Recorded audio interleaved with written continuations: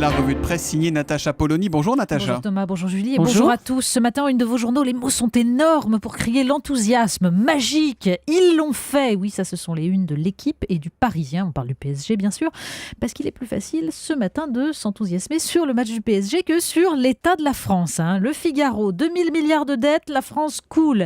Libération, impôts et la gauche, la réforme manquée. L'humanité, retraite, ce n'est plus une vie. Retraité, ce n'est plus une vie. Et l'Express nous montre sur fond noir un homme encagoulé brandissant un couteau vers nous. Djihadisme, la France mal protégée. On commence par un détour par le Sénat. Oui, parce que dans ce sombre tableau, il y a des distractions.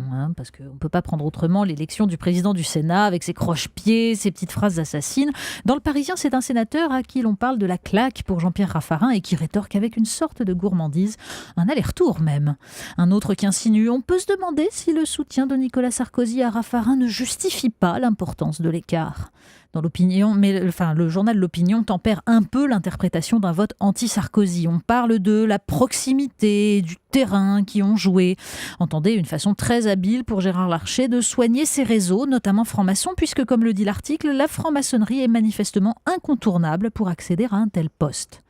Face à ce travail d'orfèvre, Raffarin résume un sénateur UMP, c'était 25% de Chine, 25% de Poitou-Charentes, 25% d'UMP et 25% de Sénat. Hors taxe, car il faut rajouter à tout ça l'activité médiatique.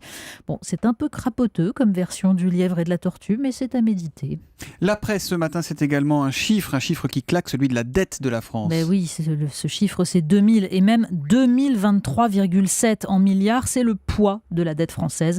6000 Airbus A380, précise le Figaro, ou 67 000 TGV duplex, ou 10 PIB du Portugal.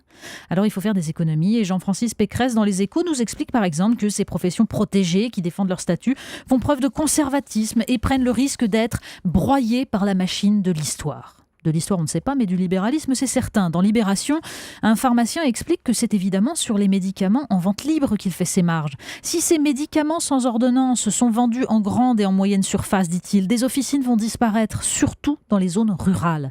Alors on peut choisir de désertifier un peu plus la France au nom du pouvoir d'achat. C'est plus facile en tout cas que de s'attaquer au lobby des laboratoires pharmaceutiques et de poser les questions qui fâchent. Celles, par exemple, que pose Le Monde dans son éditorial. La vie n'a pas de prix, mais qui va payer ? Le journal a enquêté sur ces traitements de pointe qui coûtent de plus en plus cher. 56 000 € pour 12 semaines de traitement contre l'hépatite C. Faut-il le réserver aux malades les plus graves ?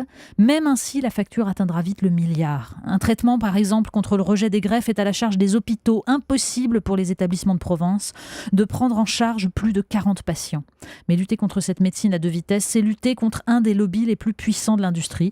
Alors, mieux vaut quelques notaires et pharmaciens dans la rue. Un papier et un portrait bouleversant dans le Parisien ce matin. Oui, Hassan Wahid est médecin et lui, il ne s'est pas demandé hier s'il allait manifester. Il est syrien et le 11 octobre 2013, il a tenté la traversée depuis la Libye avec sa femme et ses 4 filles de 10, 8, 6 et 2 ans.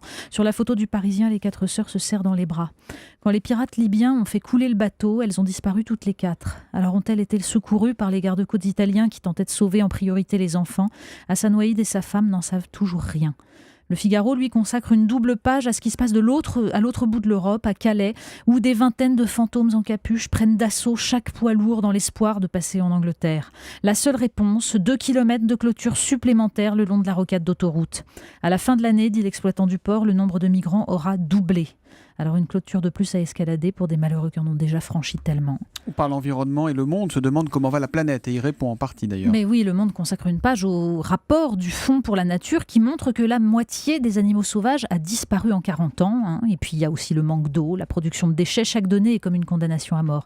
Et puis quelques pages plus loin, dans les pages Sciences et Médecine, le journal revient sur la découverte au Brésil d'Indiens qui avaient vécu coupés de la civilisation depuis un siècle. Poussés par les orpailleurs et l'industrie forestière, ils sont sortis de la jungle avec le risque de perdre très rapidement tout leur savoir et tout leur mode de vie. Un anthropologue y voit le dernier épisode de la destruction entamée avec la découverte de l'Amérique. Il dénonce le cynisme des États qui laissent faire les trafiquants pour pouvoir ensuite se réapproprier les terres défrichées pour l'agriculture et le reste. Ce n'est pas seulement la planète que nous condamnons, c'est aussi notre humanité. On termine beaucoup plus léger avec une suggestion du Parisien. Oui, récupérer son ex, chiche. Ça, c'est le titre de l'article. Il nous raconte comment un ingénieur télécom, désespéré, a créé un site internet et désormais une box avec un kit pour survivre à une rupture.